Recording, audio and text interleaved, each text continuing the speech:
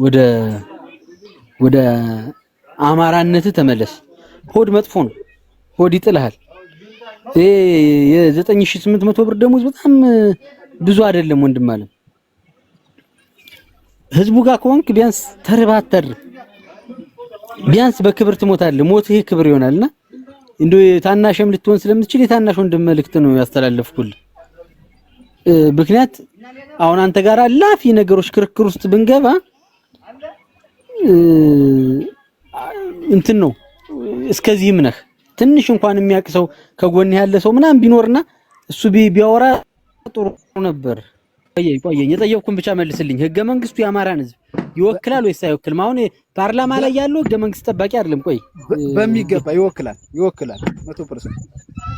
በጣም የሚገርመው ይኸውልህ ብአዴን እንኳን ህገ መንግስቱ አማራን አይወክልም ብሎ መግለጫ ሰጥቷል። አንተ የምታገለግለው የክልሉ መንግስት ማለት ነው። እና አምባቸው መኮንን ነፍሱ በሰላም ትረፍና ህገ መንግስቱ የአማራን ህዝብ አይወክልም፣ ህገ መንግስቱ የወያኔ የኦነግና የሻቢያ ስሪት ነው ብለው በአደባባይ ተናግረዋል። እነ ጀነራል አሳምነው ጽጌ በዚህ መንገድ ዋጋ ከፍለዋል።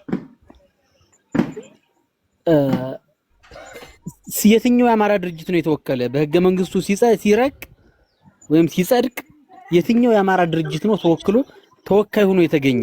ለዚህ መረጃው አለ እንዴ? ምንድነው ባለፈው ምርጫ ላይ አብን ምን ያህል ወንበር ነው ያገኘው?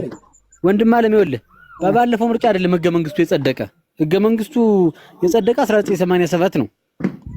አረ ያንን ተውና አሁን ላይ ያለ ለምን ተዋለሁ? እሱ እኮ ነው እያጣላን ያለ። አንተን ህፃኑን ልጅ እኮ ጋር የሚያታኩሰኝ እኮ ይሄ በዛ ሰዓት የመጣ ህገ መንግስት ነው። ስለዚህ አሁን እኔም ጠይቅህን ብቻ ትመልስልኛል። ህገ መንግስቱ 1987 ሲጸድቅ የትኛው የአማራ ድርጅት ነው አማራን ወክሎ ተሳትፎ የአማራን ጥያቄዎች በህገ መንግስት ጥላ ስር እንዲመለሱ ያደረገ? አንድ ድርጅት ጥቀስልኝ ወንድሜ። እንኳን በ1987 እኮ እስከ 2000 ሜቢ እስከ 2011 እኮ እኛ አማራ እንደ አማራ የራሱ የሆነ ታውቃለህ። አንተም የህዋት ሙሉ በሙሉ እነሱ የኛ ምንም ነገር እንደሌለን ታውቃለህ። የኛ ሰሚ እንጂ ወሳኝ እንዳልነበረም እኮ ታውቃለህ።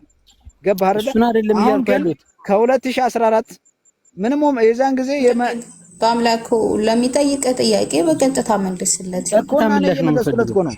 በዛን ሰዓት የለውም እንኳን አሁን ላይ ግን ከ2011 ጀምሮ ነገር ግን ነፃነት ተሰጠው እንደፈለገ ኢቭን ፓርላማ ውስጥ ውረድ እስከ ማለት ድረስ። አሁን እኮ ይሄን ያህል ጦርነትን ሊያመጣ የቻለ እኮ አንዳንድ ትልቅ ሰዎች ፖለቲካን ማለት የራሳቸውን ተወዳጅነት ለማትረፍ ሲሉ ለዚህ ተቆርቋሪ ነኝ ብሎ የሆነ ነገር ይነገራል። ያ ግን ወደ እሳት ይቀየራል። ገባ አይደለ? ስለዚህ ከ2010 እስከ 2011 እኮ የመናገር መብት የለንም አይደለም? ህገ መንግስት ተወካይ ሊኖረን አሁን መቼ መናገር መብት እና መብት ስላለን ነው። ቆይ ማፋን መስኪ እና የመናገር መብት ስላለን ነው አይደል?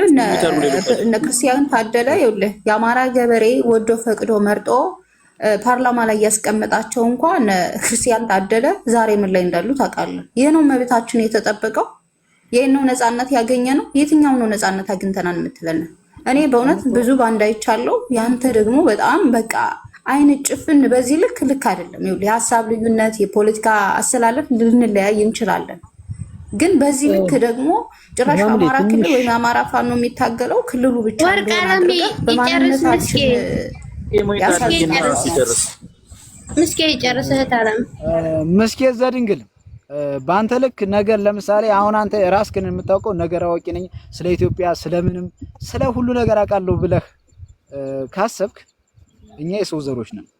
ኖህ ወደ ኢትዮጵያ ምድር ሲመጣ እኮ አማራ አይደለም ኦሮሞ አይደለም። ገባህ አይደለ? መታገል ያለብህ ለእውነት መቆም ካለብህ የሰው ልጅ ሰው ነው በሚለው ብቻ ተከራከረኝ። ገዢ ሐሳብ ካለ ደግሞ አስረዳኝ እኮ። አስተዳደራዊ ችግር ይኖራል አለ። ይሄም ስለ ሰው ነው እያወራሁ ነው ያለው። በቃ አሁን አንተ ዘረኛ በቃ ባይዘዌ ማለት ነው።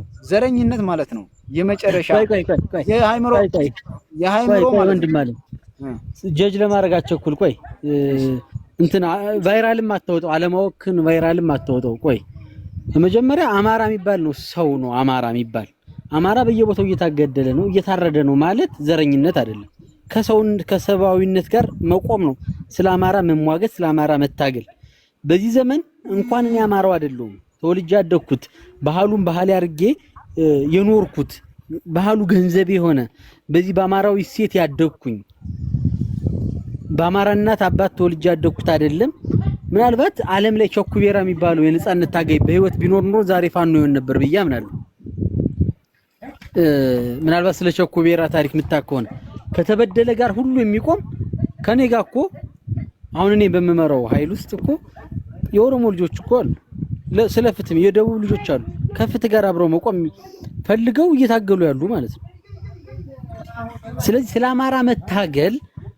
አማራ መታገል ዘረኝነት አይደለም። ስለ አማራ መታገል የአማራ እናት እኮ ሆዷ ተቀዶ ሽል ወጡ የተረገጠው እኮ በአብይ አህመድ ስርዓት ነው። አንተ ባልከው ይሄ ከ2011 በኋላ እኩል ሆነናል ካልክ በኋላ ነው። አማራ እንደ ቅዱስ ጴጥሮስ ተዘቅዝቆ ቆይ አስጨርሰኝ።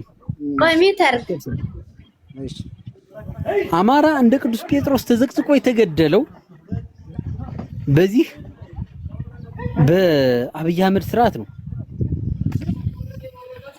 አማራ በግሪደር እንደ ህዝብ አማራ በአማራነቱ ተፈርጆ በግሪደር የተገደለው ተቆፍሮ የተቀበረው በዚህ በአብይ አህመድ በሚባለው ሰው በላ ስርዓት ነው።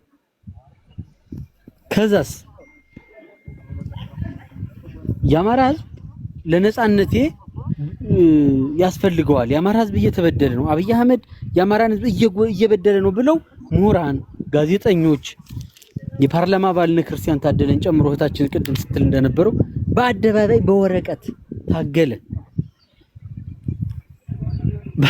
በአብይ አህመድ ስርዓት እኮ ነው አባይን ተሻግረን ሄደን ቁማሩን በልተናቸዋል ያለህ። ትንሽ እንኳን አማራዊ ስሜት ቢኖርህና ትንሽ ሚነድህ ቢሆን ኑሮ ይኸውልህ ከሱ ጋር ቁጭ ብሎ ነው እኔ ስለ ፋኖንና ወንድምህን ትናንት አብሮህ ዋጋ የከፈለውን ስለ መግደል የሚወራው አባይን ተሻግረን ቁማሩን በልተናቸዋል ካለው ከሽመልስ አብዲሳ ጋር ተቀምጦ ነው አንተ አመራሪ ነው የምትለው ማለት ነው። ከዛ ውጭ ያንተ አመራሮች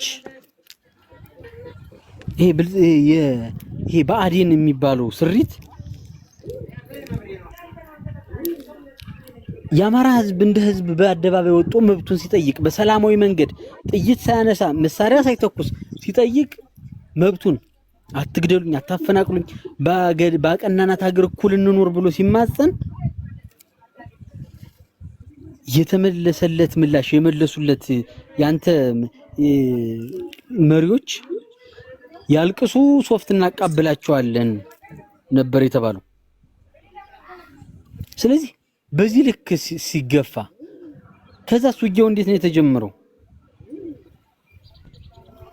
የአማራ ልዩ ኃይል ከሁሉም ቀድሞ ትጥቅ እንዲፈታ ተደረገ። ትጥቅ ፍታ ነው የተባለው። በስብሰባው ስለነበርኩ እኔም ልዩ ኃይል ስለሆንኩ ነው ማውራ። ይሄ አማራን ያለምንም ተቆርቋሪ ትጥቅ አልባ አስጨርሰኝ ቢያንስ አስጨርሰኝ በአምላኩ ስነ ስርዓት ያዝና አስጨርሰኝ። ወላ አትጩህ፣ ተራሰጥህ በስርዓት ትናገራለህ። ስለዚህ የአማራ ልዩ ኃይል ትጥቅ እንዲፈታ ተደረገ፣ እንዲፈታ ተባለ። በምታየው መንገድ ክብራችንን በማይመጥን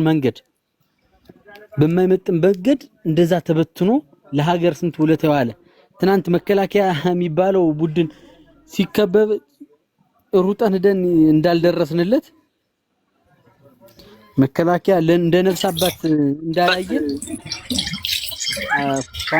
ፋኖነት አጥፋ በዛ ልክ እንትን ሆነ። እዛም ፋኖን ደግሞ ትጥቅ አስፈታለሁ እንኳን ትጥቁን ሱሪውን አስወልቀዋለሁ ቀበቶን አስፈታዋለሁ በሚል በእብሪት ውጊያ ተጀመረ። ይሄ በሚዲያ ያለ ይኸውልህ በሚዲያ ያለ እነ ብርሃኑ ጁላ የሚባል የዘመናችን ጫታም የተናገረው ንግግር ነው። እንግዲህ በአደባባይ ወጣ ሆነ ውጊያው ተጀመረ። ውጊያው ከተጀመረ በኋላ እያወራ ነው ተረጋጋና እድል ሰጣለሁ። ውጊያው ከተጀመረ በኋላ ምን ተፈጠረ የሚለውን እንግዲህ ዓለም እያየው ያለው እውነት ነው። ዓለም እያየው ከቲም ጀምሮ ከ10 እና ከ5 ጀምሮ ዛሬ ላይ ፋኖ ከእዝ በላይ በሆኑ መዋቅሮች ሴንትራል ኮማንድ አዘጋጅቶ ትልቅ ድርጅት መስርቶ መንግስት አከል ቁመና ኑሮት መንግስት የመሆን አቅም ገንብቶ እየታገለ ነው። በቅርቡ አንተም ምናልባት ካልነቃ እንዳለፉት ወንድሞች ካንተ ከጎን ላይ እንደወደቁት አንተም ትወድቃለህ። ታሪክ አልባው ነህ። ይሄ ስል ፋኖ ብረት ለበስ ነው አይሞትም እያልኩ አይደለም። ግን ቢያንስ ለህዝቡ ለማንነቱ ስለ እውነት ብሎ ስለሞተ ሞቱ ክብር ነው። ህዝቡ ሙቅና ይሰጠዋል። ከዛ በዘለለ ግን ዋጋ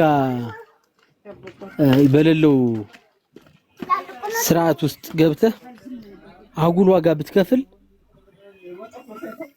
እድሜህን ነው በስርዓቱ ባጭሩ የምታሳጥረውና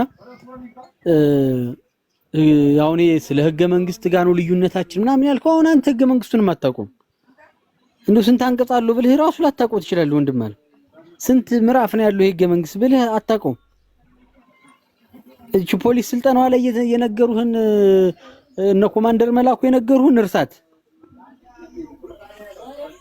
እሱን ተውና ወደ እውነት ወደ አማራነት ተመለስ። ሆድ መጥፎ ነው። ሆድ ይጥልሃል። የ9800 ብር ደሞዝ በጣም ብዙ አይደለም ወንድም ማለት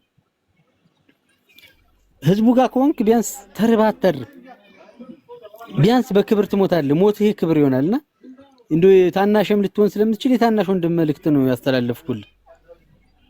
ምክንያት አሁን አንተ ጋር አላፊ ነገሮች ክርክር ውስጥ ብንገባ እንትን ነው እስከዚህም ነህ። ትንሽ እንኳን የሚያቅሰው ከጎን ያለ ሰው ምናምን ቢኖርና እሱ ቢያወራ